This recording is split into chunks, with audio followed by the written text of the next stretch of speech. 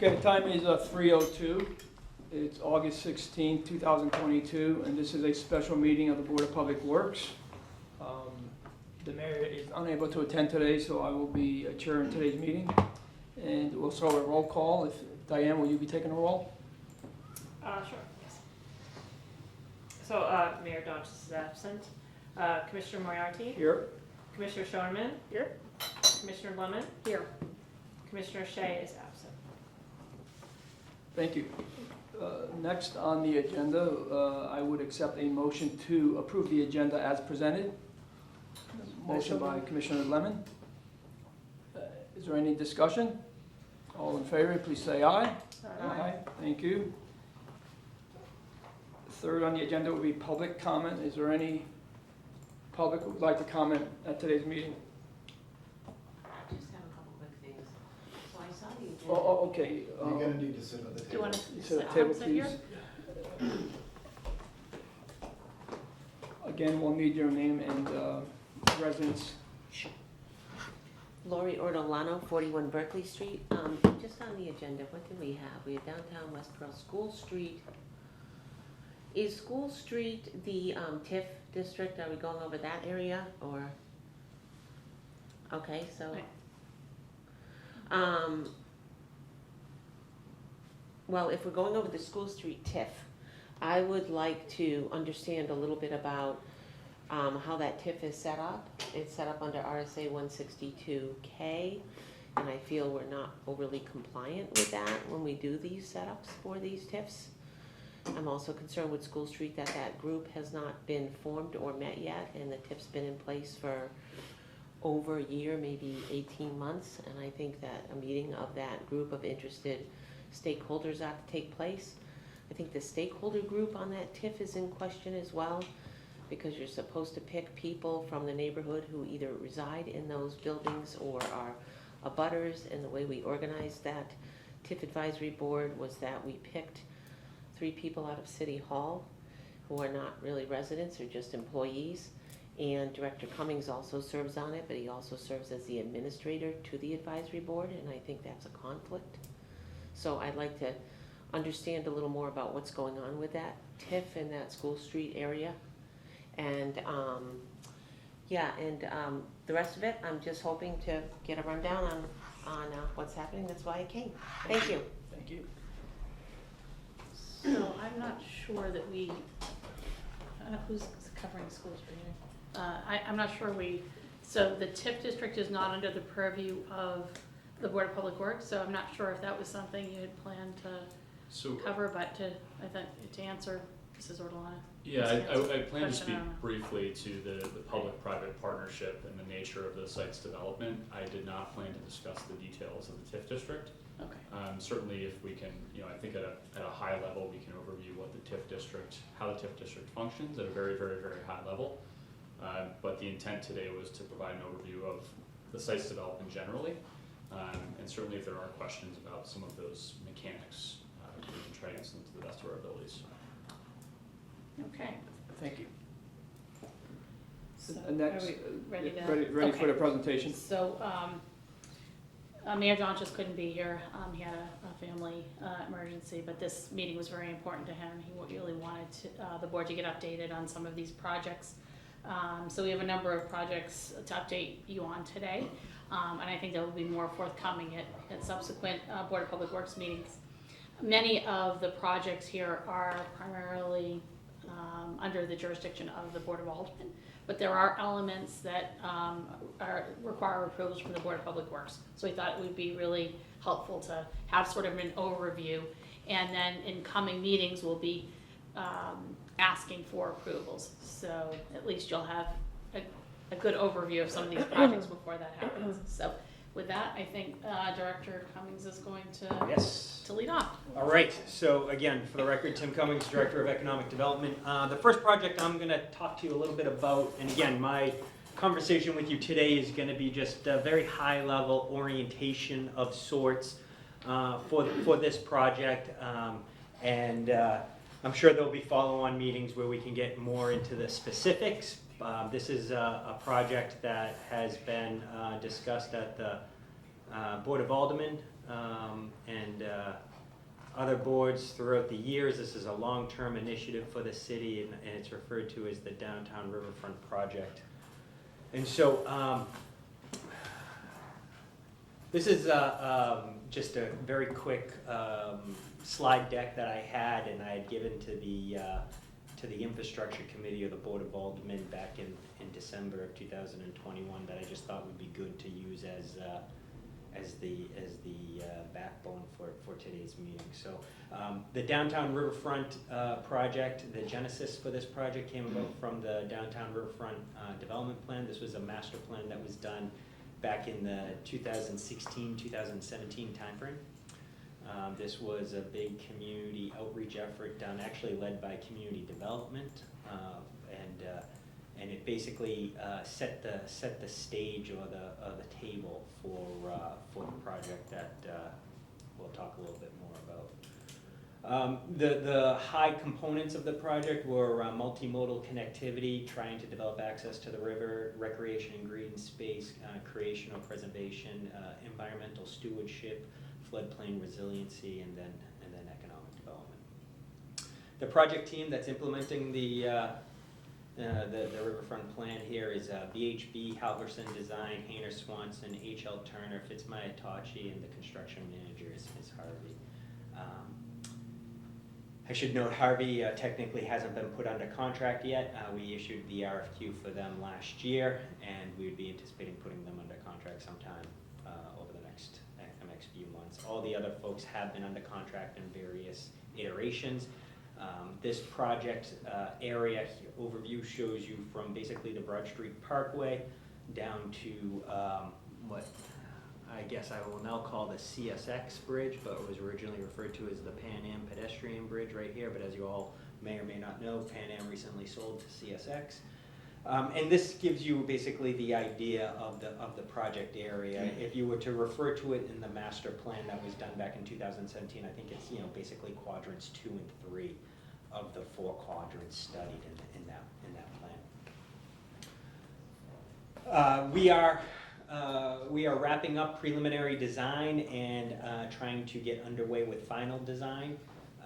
And this slide right here kind of talks a little bit about that. So we were wrapping up preliminary design in 2021, end of 2021, going into final design in 2022. I gave an update to the Infrastructure Committee a couple weeks back, maybe a month or so ago, now basically outlining that due to just all the various delays due to COVID and just the workload of the various design teams. We're not as far along as we would like, but final design was anticipated to start in 2022 and wrap up by the end of 2022. We're still hoping for that same end goal, but I just want to kind of note everyone that we have had some slippage on the design phase.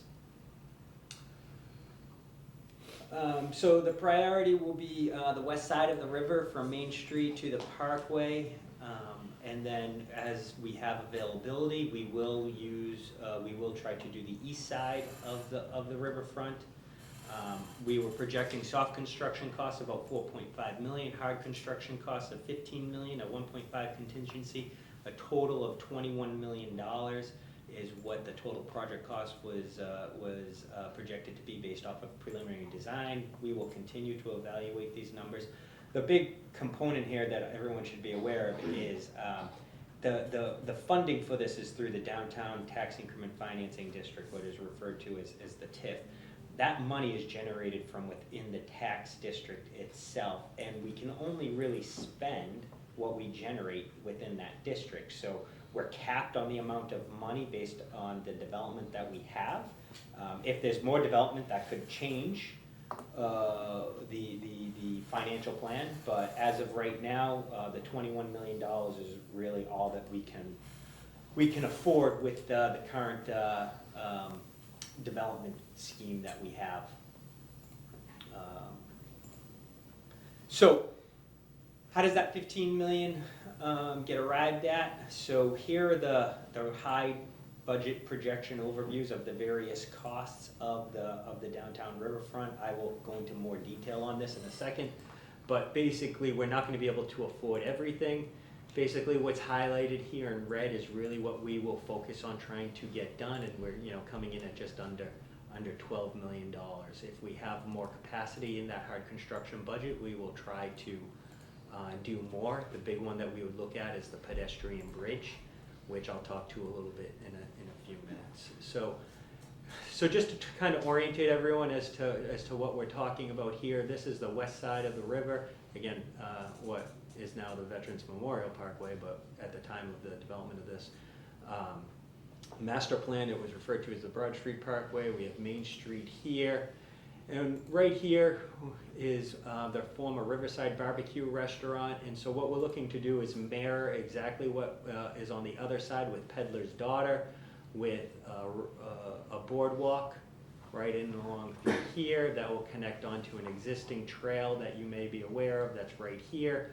We'll try to make this all ADA compliant and clean this all up, and then create another Riverwalk along the front of what is the substation that is right in through here, and then connect onto the existing Riverwalk. So this Riverwalk concept actually started back in the early 2000s, 2003, 2004, in the early 2000 timeframe, with the development of the Jackson Falls condominium, and that was actually the beginning of the TIF district itself, and I'll show you on the next slide the existing boardwalk, what that was done. But this is just a continuation of the long-term thought process and sentiments by the community that they would like to see a downtown Riverwalk.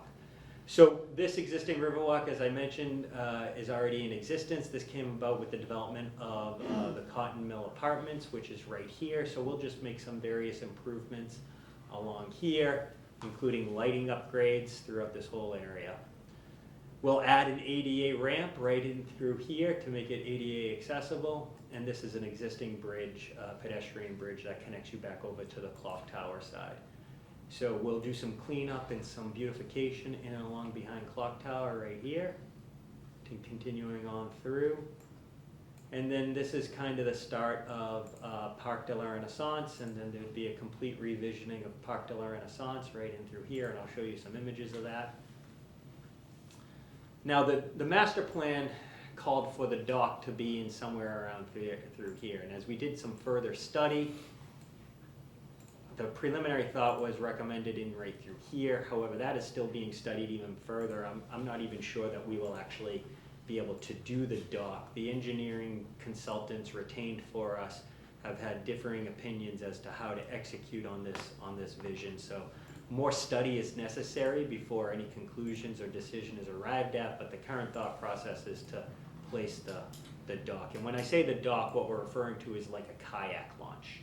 And so that would be right in through here.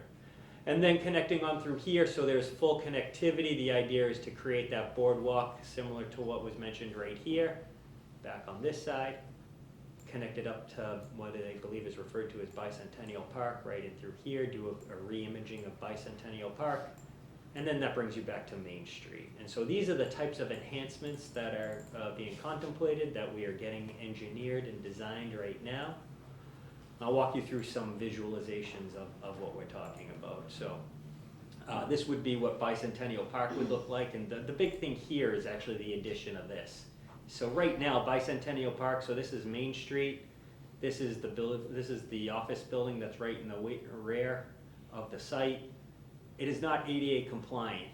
It's too steep of a grade change. So this whole area really just shows you is the achievement of trying to make this park ADA accessible and creates a landing area for the boardwalk. Boardwalk is something like this that you're seeing, so Bicentennial Park to the boardwalk, again, very similar to what is currently out there with Peddler's Daughter. The design philosophy has been to mimic everything that's currently out there, like what you see existing on the for the current Riverwalk, or for the aesthetics that were picked for Main Street when Main Street was looked at. So here's what it would look like from the other side. So if you're walking from Bicentennial and you're at Parc de la Renaissance, this is the idea of what you'd see here at Parc de la Renaissance. Here's that dock concept that I was talking about that would land right here for launching of kayaks. Again, nothing has been 100% decided yet, and we're still studying this, but this is the current thought process. And then right here is what you can see is like a little bit of half circles, which is supposed to show just basically what could be a potential amphitheater. Again, just trying to use the space to its highest and best potential as an area just really for people to congregate and use in a leisurely way. I'll show you some other images of what that would look like. Here's another view of what that would look like here. And here's another view of what that could look like here. And again, if there was so desire, you know, the idea was is you could set up right here, you could have some space right here, you could have some seating right in through here. And again, just to try to activate this space in a little bit more detail. Now, here's a top-down view of what this looks like. And so some of you may be asking, well, there's a statue right here that is of prime importance. We understand that, and the design team is making accommodations. They believe that they want to site it right into this corner right here. But the other big thing to note here is to achieve this design that I just talked about, Water Street would go one way. And so all this parking that was previously along here would get moved up to Water Street as outlined. The goal is to maintain a 1-for-1 parking, so there would be no loss of parking. But to do that, you'd convert Water Street from Main Street to Factory to be one way, again, being able to make the left or make the right, and that's, again, something that is what would need to occur to be able to effectuate this design that's being discussed right here. This private office building right here would have no loss of parking because the current parking that they do have that's associated with them would be preserved and laid out right here. I'll show you another image of it from top-down view. So this is just another image of what it would look like. There was a concept or a thought maybe of trying to jet out into the water with the park. That didn't make it into the preliminary design due to cost, but that was what this represents right here. But otherwise, this kind of shows you another view, a top-down view of what the park could look like. And that's just a closer up image of the floating dock concept. So moving on to talk a little bit about behind Clock Tower. Clock Tower pretty much wouldn't change as you currently know it, other than seeing some beautification type of improvements, some screenings, some plantings. Here's the existing condition of what you see. So, you know, really just kind of relaying the asphalt and the paving, putting in some delineators on the side, either here and here, to kind of show that it's a pedestrian way and not for automobiles to traverse. Really just try to enhance what's referred to as the pedestrian experience. And here's what the opposite side would look like with the boardwalk. Again, this is very similar to what you see currently with Peddler's Daughter. This is what was formerly Riverside Barbecue, and the idea would for it to connect to the existing trail right here, Riverwalk right here, which again would need to be raised up a little bit to make it ADA compliant, but otherwise wouldn't change. And again, the whole area would have lighting added to it. I'll stop right here and ask if there's any questions that the group may have. Otherwise, I'll show you what is contemplated on the east side. George, go ahead. Yes, sir. I just want to recognize Alvin O'Brien, who has joined the meeting, board liaison. Hello. Thank you. Thank you. Alderman O'Brien has seen this presentation quite a few times now. He could probably give it. I could give it. So with that being said, I'll switch over to the east side. And again, I want to remind everyone, not contemplating doing everything along here. It's based on what we'll have availability for, based on budget. But what we would like to do is enhance this area. This was the start of the Riverwalk. And the Riverwalk currently exists around Peddler's Daughter, connects along in front of Jackson Falls Condominium continues along what I believe is referred to as the Kathy Hirsch Walk right here. You know that. Yep. And again, all lighting improvements will happen in and along through this area here. And so what we would like to do is, it terminates right here. And what we would like to do is continue along through here. This is the edge of the BAE parking lot. What a lot of people don't realize and they assume is quote unquote BAE parking, this is all City of Nashua owned land right here.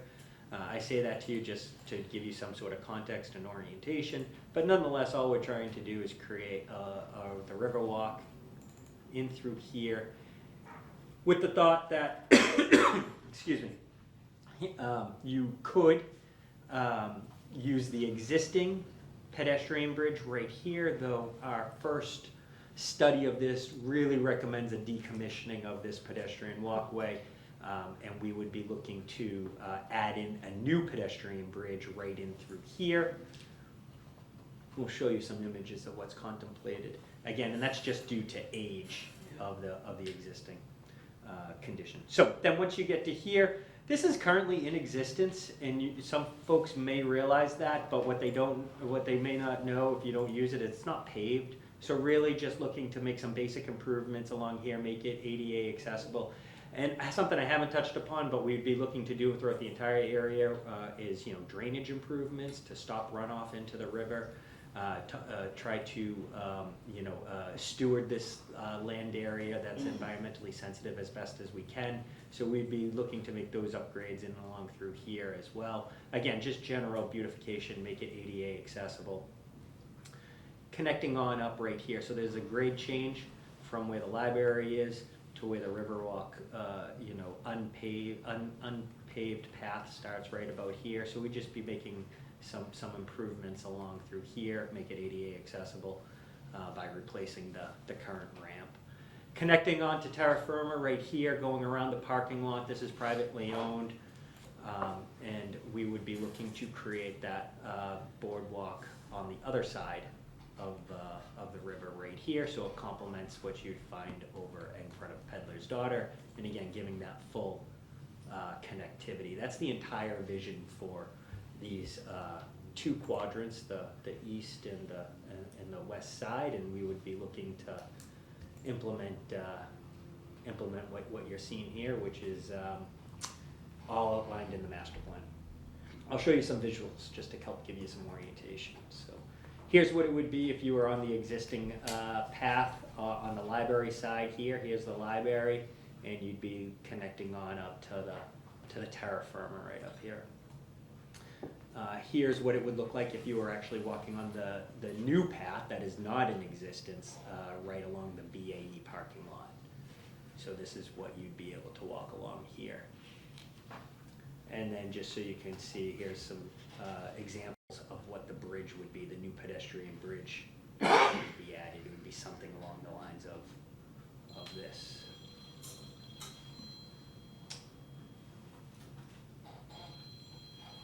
That's again just a stock image of what it could look like. Again, it's the bridge that you should be focusing on. So that's the east side. Happy to take any questions on the east side. How old is that pedestrian walkway, Which one? the one that you proposed decommissioning? Oh, the bridge, the Pan Am Bridge. I have no idea. If I could help, I think the original one has some historical value.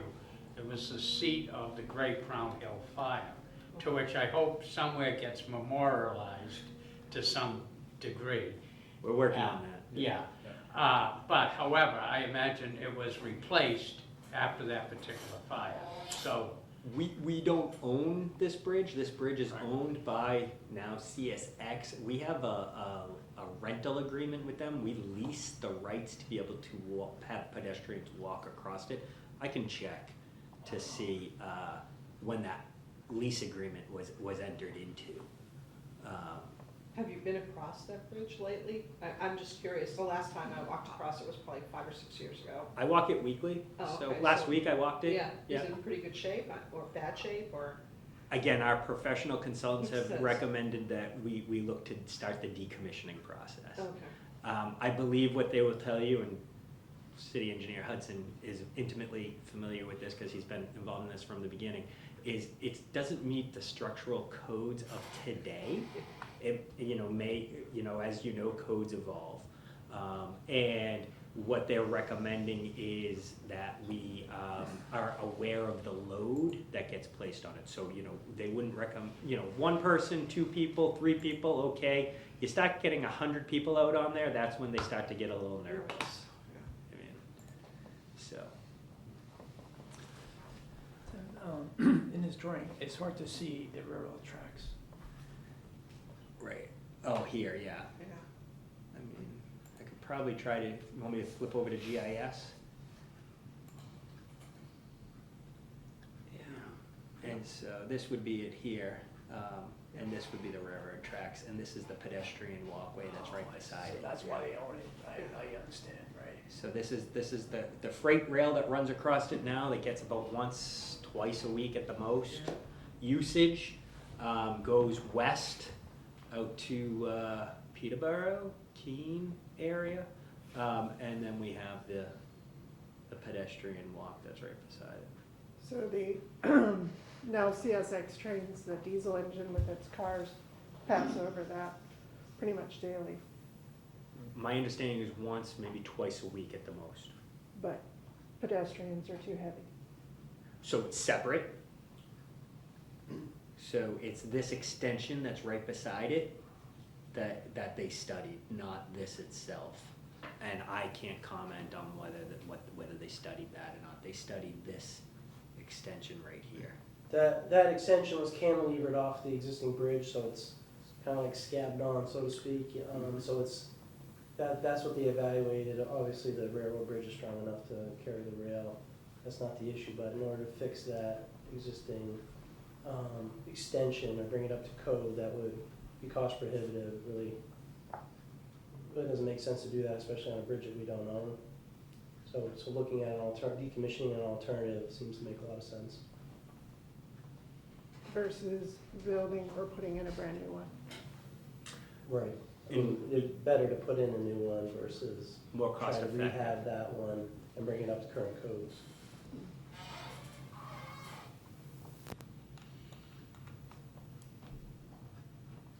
Well, while I'm here, actually, I might as well take the opportunity, because unless there's any more questions about the Riverfront, I'm gonna move on.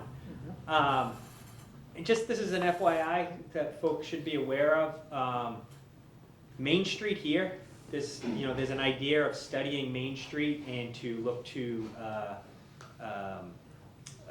introduce some traffic calming and make it more pedestrian friendly. This is a study that we would be looking to undertake sometime this fall, sometime over the next year. As you know, there was a resolution adopted by the Board of Aldermen that narrows the Main Street for 3 years. So sometime over the next few years, really getting a professional design team in, studying the concept. If the community wishes to continue with that, that is something that would be an ongoing conversation that I wanted to make sure folks were aware of. All right, switching back to the slide deck here.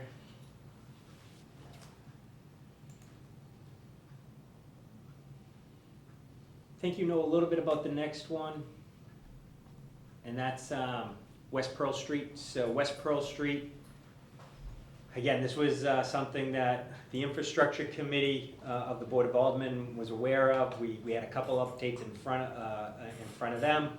This is a slide deck that I pulled from one of my last Infrastructure Committee updates, and again, just thought it would be appropriate just to give you an orientation of what would be looking to happen in this area. So West Pearl Street, the idea would be to enhance the value of the city's creative and economic life by engaging artistic, educational, commercial neighbors through excellent design practices and programs. Pretty good, right? It didn't when I converted this, it didn't pop up as well on my screen. came up much better. But anyway, a vision to create a distinctive, dynamic, safe urban destination for local tourist patrons and business owners alike. Values that we want to see represented: collaboration, education, community inclusion, equity, and innovation. And so the design principles guiding the idea of the West Pearl Street streetscaping is a greening of the street experience, enhancing pedestrian and vehicular safety, building ADA compliance, and creating a destination. Doing this through plantings, sidewalk pavement, curbing, lighting, asphalt roadway markings, furniture, street furniture, irrigation, and creating a brand for the district or the street. And so what makes for a successful daytime streetscape? Not to get too wonky into urban planning theory, or I do love that stuff, or landscape architecture. There's some true design principles or elements that you can see consistently through differing built environments that have proven out to be successful, particularly from an economic standpoint. So here are some of the things that are suggested. Consistent tree canopy, distinctive light fixtures, identity and signage, brand, creating safe places for both the pedestrian and the vehicles. These are successful strategies that have been used to create a dynamic economic and community environment. What helps at night? Illuminated building fronts, consistent level lighting. So when we say consistent level lighting, sometimes people will refer to the term pedestrian scale. So other way of looking at it is pedestrian scale lighting. Visual consistency, clear pavement markings. Again, all goes into that theory of creating a streetscape that will help enhance your economic vibrancy. The area we're talking about is Main Street to Walnut. And really just looking to introduce some of these things that have already been on Main Street and just enhanced a little bit by adding them to West Pearl. So benches, light fixtures, granite curbing, granite markings for delineation between pedestrian and vehicles, plantings, trees, again, just to help provide some context and texture. And the idea would be to add in some of these elements right in through here on West Pearl Street. So, some adding of some trees, some adding of some plantings and flower boxes, maybe adding in some areas for public art in some areas. The idea would be to push out the curb line, create, you have 2 lanes of traffic. This is designed so to accommodate the reversal of one-way flow if folks wanted to do that at some point in the future, but really it just still have that two-way flow for right now. The parking would be consolidated up into this area right in through here. The idea would be you would not have the parking right here, so there would be a loss of 5 or 6 spaces in through here. But again, it would be bumping out of the sidewalks, maintaining the existing lanes of travel, and really creating that more pedestrian-friendly experience. Tim, what's that little green space? This one right here? Yeah. So that is privately owned, and that's a setback for Consolidated Communications. Yeah, And place so- that we do a lot of dog cleanup. Yeah. I mean, the next time Consolidated Communications, has an opportunity to look at this area, we would encourage them to build up to the sidewalk's edge, not do a front setback. These are 50-year type decisions, and so hopefully that's a brutalist architecture. So I'm assuming that was done in the 60s, 70s type time frame. So I can only imagine Consolidated at some point in the next 20, 50 years we'll be looking to rehab that building, and I hope the city encourages them to reintroduce some urban principles at that time. But that wasn't the prevailing thought back when that building was designed. So anyway, I will close my comments here, ask if anyone has any questions about West Pearl Street, But otherwise, it is intricately linked to the Walnut Street Oval, which you all hear about in a little bit because Dan's gonna be talking about that part of the project. So, Tim, Yeah. presently West Pro is one way, right? Correct. So you're proposing making it two-way? Not with this design, no, this design can be accommodated to have 2 lanes of flow of traffic. Right now. 2 lanes of flow, one way. Which currently has right now. And it's still one way, and it will still be one way, and it flows this way.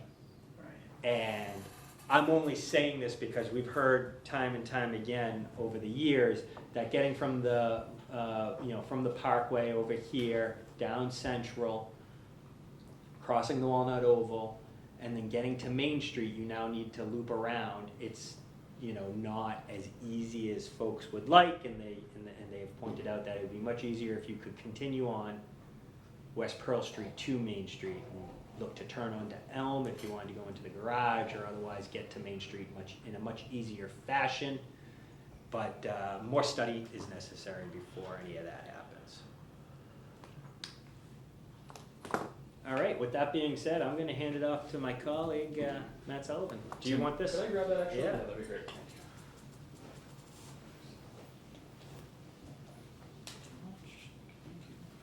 Thanks, Tom. So I wanted to take a few minutes today to provide an overview of an under construction private development being done in the downtown core. And as we were thinking about this presentation, we realized that many of these project sites and the project construction that we're talking about is actually in very close proximity. And so we're not moving very far to talk about this specific proposal that's currently under construction, but we did want to provide an overview and some context to what approvals may be necessary from the Board of Public Works as the project moves into its more final form. And specifically, this is the High Street Flats project. To provide sort of a brief overview of location, and as Tim mentioned, Dan will be reviewing the Walnut Street Oval, but we're just to the east side of the Walnut Street Oval on what was previously a large surface parking lot between High Street and School Street to the south.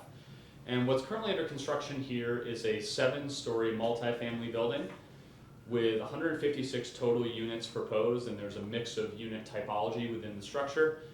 But what's unique about this, or somewhat unique, is that it's actually providing a level of what we refer to as podium parking on the surface floor. And so as we look at the front facade of the building here, while it may appear to be sort of a retail storefront or the like at this first floor, this is actually an entrance to a surface parking lot that will provide in total 46 parking spaces for public usage. And that gets to this really interesting way that we've structured this project working with the private developer, and that is that this is a true public-private partnership in which the parcel's ownership is retained by the city of Nashua, and the private property owner or developer is actually leasing air rights from the city in order to build this vertical multifamily structure above the surface parking lot. As part of that, and how we've memorialized that arrangement, is through a development agreement that was passed by the Board of Aldermen more than a year ago, I believe, at this point in time. And what's also included within that development agreement is the tax increment finance district that, from a geographic perspective, includes not only the surface parking lot, but also extends out to the Performing Arts Center, and is intended to take the increment in increased assessed value and apply it to really 2 specific items within the TIF district, one being payment of a general obligation bond, and the other being supporting the creation of this surface parking lot on floor 1 that will again ultimately benefit the public in order to preserve that public parking lot that we know is so critical for the adjacent businesses and patrons that might be visiting the downtown. So I just want to emphasize again that that parking lot, while it is possible that tenants of the building will use it at intermittent times, unloading groceries, that sort of thing, it is intended to preserve its current existence as a public parking lot when this project is finally completed. But that's really only one component of the project, being the structure itself. There's also several other infrastructure improvements associated with this project, including upgrades to sort of customary upgrades, front door upgrades, related to drainage, related to sewer, related to sidewalk reconstruction, related to the alleyway that exists to the east side of the project that I'll take a look at in just a second, Impacts to the water lines that are providing service both from a domestic and fire protection service to the building. And then also there's a really interesting condition of this property related to a telecommunications easement and telecommunications bank that I'll show in just a second and give you a sense of what's going on there. But there's really the structural part of the project, and then there are all these associated infrastructure improvements that will need to go along with it as the project is going on. If you were to go by the site right now, you'll see there are these two large towers that are sort of coming up right now. Those were installed early for a couple of different reasons, but part of that was a sort of innovative approach to fire protection that was implemented there. And I'd be happy to talk to you offline if you're curious about how that works, but it was a new construction style that hadn't been used in the downtown, really, I think, ever to my knowledge. And so there's this very abrupt vertical movement when the project started, and slowly you're going to see the other parts of the building go up around that. I wanted to focus really on two things today. One being this idea of maintenance agreements and how those will work, because this is a unique property with a public and a private component. And then the second piece that I'll get to on the next slide is what approvals might be necessary, whether that's from the Board of Aldermen or the Board of Public Works, as we move into sort of the final stages of construction. But to focus first on the maintenance agreements, this is an interesting site because we have a private, essentially a private property owner or air rights leaseholder that is going to be responsible for maintaining certain areas of the project that are actually outside of the building, sidewalk areas that that tenants might be using. The alleyway that tenants or deliveries might be using to access the building.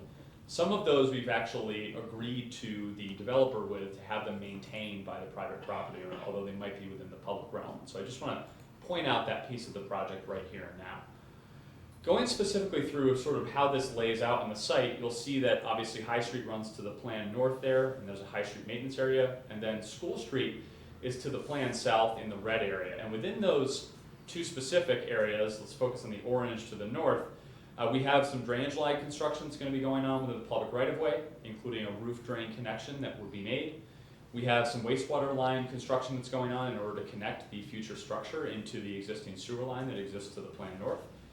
We're actually, we've agreed to snow removal being done on that north side of the property by the developer or the operator of the building, so they'll actually be responsible for snow removal in that area. Not within the actual traveled way, of course, which will be done by plows, but along the sidewalk area and the crosswalk. There'll also be sort of a general requirement for cleaning, maintenance, and repair. If issues arise in that sidewalk right-of-way area, they'll be responsible for addressing some of those as well per the maintenance agreements. And then lastly, there are some light landscaping elements proposed with the project, and the private entity will be responsible for maintaining those landscaping elements that are within the right-of-way, but really tied directly to this project and being improved as part of this project. Similarly, as we look to the south, we'll see along School Street that there's some drainage-like construction going on there as well, additional snow removal requirements, and specifically we have some bump-out areas that are the extension of sort of the public realm into the right-of-way, the traveled way, to create this angular parking. The snow removal from that will be required by the private property developer in this particular case. As I said, to the north, there's a requirement for general cleaning, maintenance, and repair be done by the private property owner. And then, again, like the north side, there is a need for landscaping maintenance.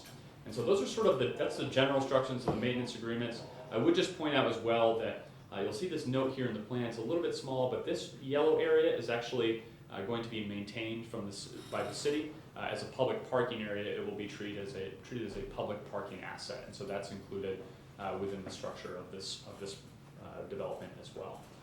I noted before that there's a bit of a strange condition on this property with Consolidated Communications, and specifically what I mean is this is the project site right here.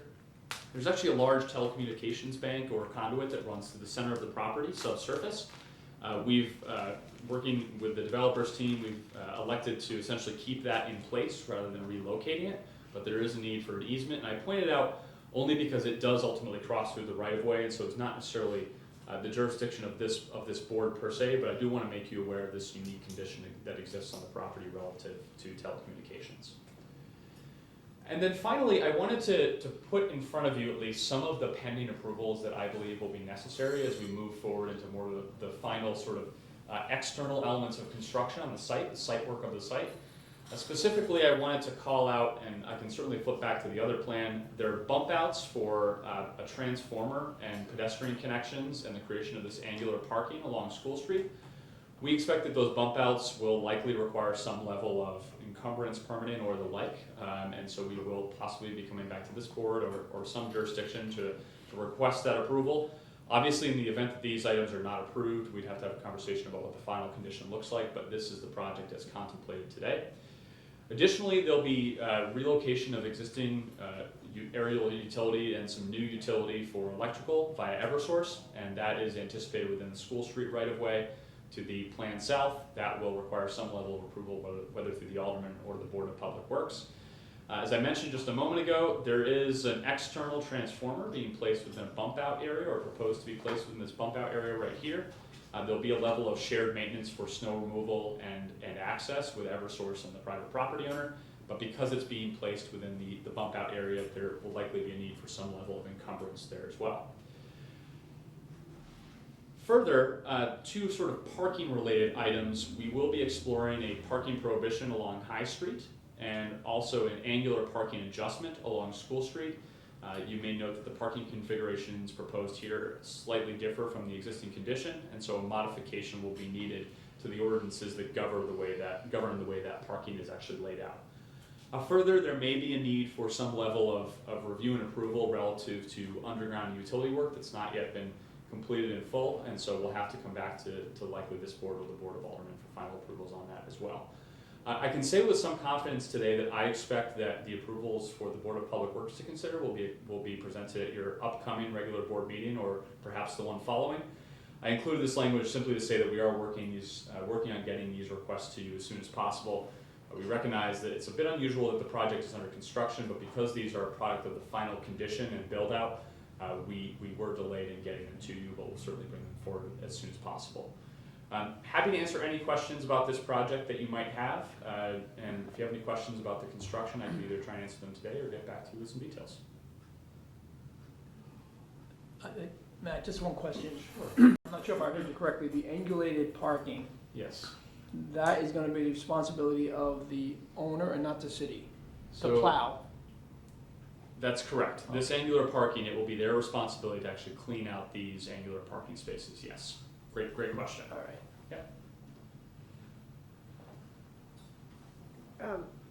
You said there are 46 spaces that are meant to be for public usage. How many total spaces are there in there? There are 46 spaces total. They are all for public usage. And the residents will have to park on School Street? It's anticipated that the residents will use one of the two structured parking assets close by, but there's possibility that they'll use some of the on-street parking adjacent as well. Yes. I see. So you mean they'll have to park in Elm Street or something like that? The residents that are actually going to live in that building won't be able to use the parking That is right correct. below. That is correct. They'll be able to use it on a limited basis, but for our typical 24/7 or your overnight parking, it will be challenging for them to use that.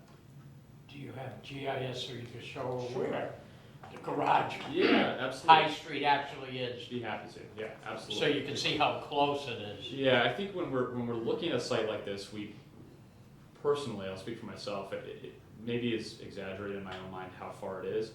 Obviously, I'm not sure where I lost the mouse suddenly, but obviously, as we look at the School Street parcel, which is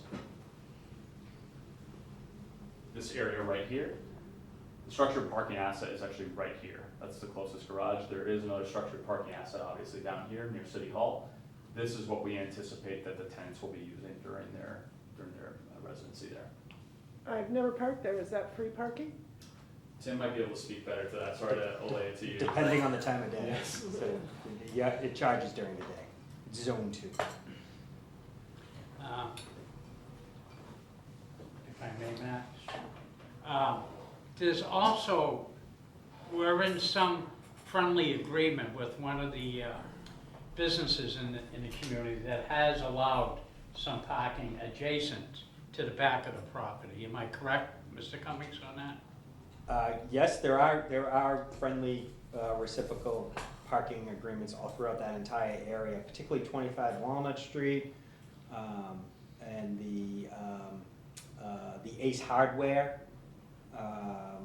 Those, particularly off the top of my head, have very, very open and friendly parking. the Masons with the Sovereign Bank. Again, I'm just kind of naming some of the private lots in the area that they do allow public parking on those private lots. Overnight, I'm sorry. overnight. I don't know about overnight. Yeah, I wouldn't want to speak to that. I would have to double check. Yeah, I wouldn't say but we overnight. have found some of the business owners have been very gracious after the termination of their business hours Right. to allow, people to enjoy our downtown, so, to park there. So I would imagine if I was a tenant of School Street, if I was in for the evening, I would probably go and get the appropriate parking for the evening. And I do want to be clear, when the project was really contemplated, it was this city asset that was contemplated to be the parking, not these other private agreements that might Right. remain in place. They may provide an opportunity for additional parking, no question. But really, we looked at the capacity of this garage, its usage overall, and this was the preferred location for the parking. I'll just speak from personal experience. I've actually lived in a situation very much like this, with access to structured parking but not parking on site. What I would anticipate is that for drop-offs and sort of the quick trips, we will see usage of the garage at the first floor for some tenants. But when they go to park for the night, or they go to park for whatever time it might be, I expect that they will use the garage itself rather than those first floor spaces. Can you remind me how many units are going into this? Yes, it's 156 units in total. Okay. So we're looking at least 156 cars that need to be placed every night. And the tenants are gonna be told that they're not allowed to use the parking that's right below them. I don't anticipate that's gonna go well. But you know what, you think Yeah. they'll be fine with moving their cars over across the street then? No, I think it's, first of all, it's a legitimate concern. I think what we do know is that the market in other municipalities has adjusted to this, and it's been successful, and I'm confident that it will here too. I will say, I believe there's a certain proximity that makes sense for sort of parking and then walking, and with this being directly adjacent, I'm very confident that it will be used. Should this be another, hundreds of feet, linear feet away, or 1,000 linear feet away, I think we have a tougher time making that argument. With this being directly adjacent, I feel very confident that it will be an acceptable parking destination for the residents. But I think we're going to learn, frankly, from this project and how it works in our downtown market. I'm sure you will. My sister lives in Salem. She doesn't live in a building that doesn't have parking, but many of her friends do. And everybody, it seems to be much more acceptable there Yeah. to walk a couple of blocks to get home. In the winter. Yeah, they do it all the time. In Salem, they have more of a problem with people who don't have, what's the word I would say? They have a big municipal garage. And the way it works in a snow emergency is if you're in one of the buildings that doesn't have parking, you have to get into the municipal garage, and it's all first come, first served. And they have way more cars, because they have, than they have probably people, because it's such a tourist destination, they have way more problems with tourists getting stuck there during snowstorms. Questions of Mayor Hudson?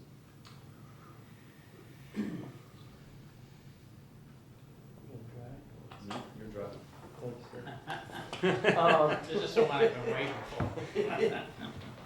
So this is gonna be a pretty brief presentation, because unlike those other two projects, this one is kind of in its infancy. But I did prepare a couple slides, and I'll share those. Oh, yeah, I'm sorry, Tim. Yeah, No, I that's got you. So this project has been previously envisioned, and it involves reconfiguration of the Walnut Street Oval area. Goals are to increase circulation between Veterans Memorial Parkway and Main Street. Right now, you get off the Parkway is not a great direct route to get to Main Street. And it's part of a larger plan to redevelop the west side of Main Street, including Water Street, Factory Street, and the Riverfront. I'm sure you are aware, there's previous circulation studies and whatnot done in the area. This project kind of dovetails with all of that, so we can improve flow here. So, no, that was, Sure, no, they just did that to me That as was well, easy. so that was not me. okay. So this is a project that's in the recently approved, governor just signed it, the 2023 to 2032 10-year plan has National Project 41586. It will be a locally administered project, so that means the city has control of the project, runs the project in coordination and collaboration with DOT. The schedule for the project in that 10-year plan is currently starts in fiscal 23 with engineering. Fiscal 23 for DOT starts in October of this year, so fairly soon. And then there's a right-of-way phase and construction phase included as well. In the 10-year plan, it's in there with a budget of $2.5 million with a 20% city match. But recently the city was successful in securing another $1 million in congressionally delegated funds for the project. So we're currently working with DOT on how those can get implemented in the project. And then the city matching funds were approved under R22-038. What you see on the screen here is a graphic that was in one of the circulation studies there. Kind of shows some of the ideas that may come out, what might come out of this. As I said, we're at the very beginning of the process, so the first thing you need to do, you need to enter an agreement with DOT, a municipal agreement with DOT, and you have to select a consultant, and then you go through the full design and public involvement process. So this project will be underway for a couple of years of design probably, and then into construction. That circulation study I spoke to previously looked at a whole bunch of alternatives in this area. There was some, multiple roundabouts and different things.